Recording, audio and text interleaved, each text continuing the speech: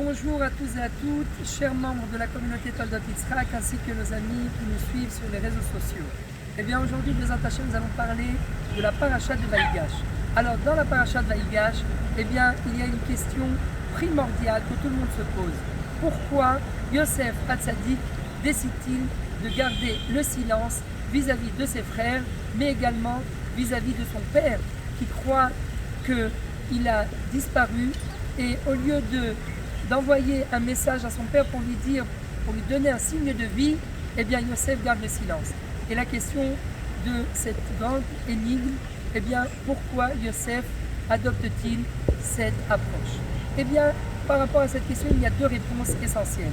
La première vient nous dire qu'en fait Yosef tente de faire teshuva à ses frères.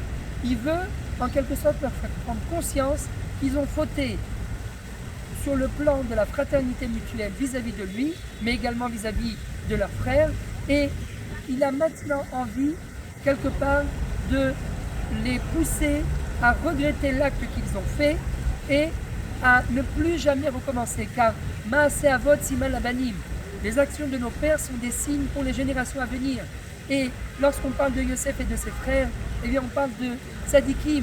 Donc Yosef veut carrément inculquer dans les gènes du peuple d'Israël cette fraternité mutuelle qui doit exister pour l'éternité au sein du peuple d'Israël. Donc comment leur faire prendre conscience de leur erreur en les replongeant dans le même contexte avec Binyamin.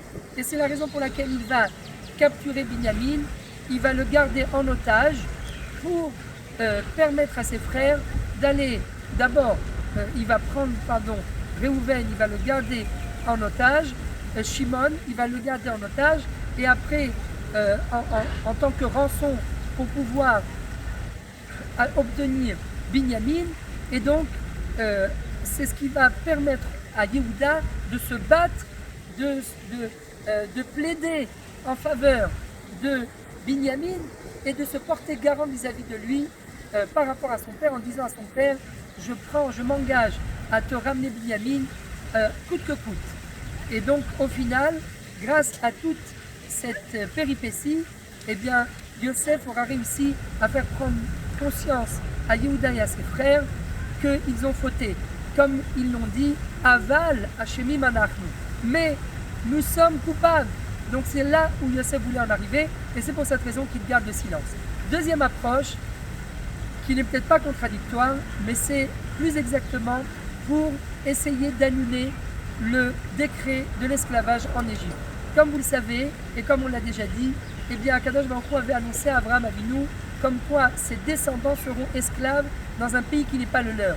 Et voilà que Yosef, qui se retrouve aujourd'hui numéro 2 de l'Égypte, eh bien se dit, peut-être que si j'ai été mis à cette place en tant que numéro 2 d'Égypte, eh bien c'est peut-être parce que je dois jouer le rôle de l'acteur principal de cette aventure. C'est peut-être à moi d'essayer d'annuler le décret de l'esclavage, ou du moins de l'atténuer. Et c'est la raison pour laquelle il va tenter de garder le silence jusqu'au bout. Il va pousser ce suspense jusqu'au bout, jusqu'au moment où le suspense va voler en éclats, et à ce moment-là, il ne pourra pas se retenir lorsqu'il va voir que ses frères sont responsables les uns des autres, que Yehuda est capable de prendre la responsabilité de son frère Binyamin. Et bien là il va craquer, il va exploser en sanglots et il va se dévoiler. Mais si Yosef avait réussi à se retenir, eh bien peut-être qu'il aurait été capable de faire venir toute sa famille et d'accomplir la prophétie de l'esclavage, mais lorsque cette prophétie se réalise sous sa tutelle à lui, lorsqu'il veille à toute sa famille. Mais au final, qu'est-ce que la Torah, par ces deux approches, tente de nous faire comprendre? Eh bien parfois c'est exactement l'attitude d'Akadosh Baruch Hu. Parfois un homme se retrouve dans une situation, dans une aventure où il appelle à l'aide, il recherche la présence divine, la providence, mais Akadosh Baruch Hu garde le silence.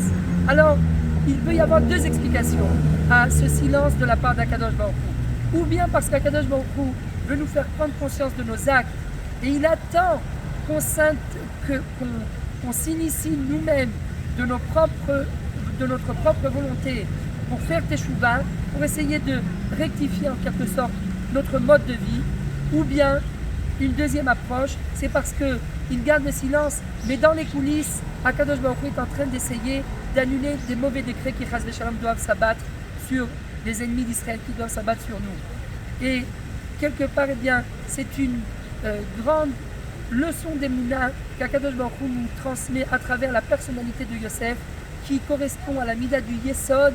Et Akadosh Baruch Hu aussi, lui aussi, il se dévoile très souvent à nous par cette mida de Yesod.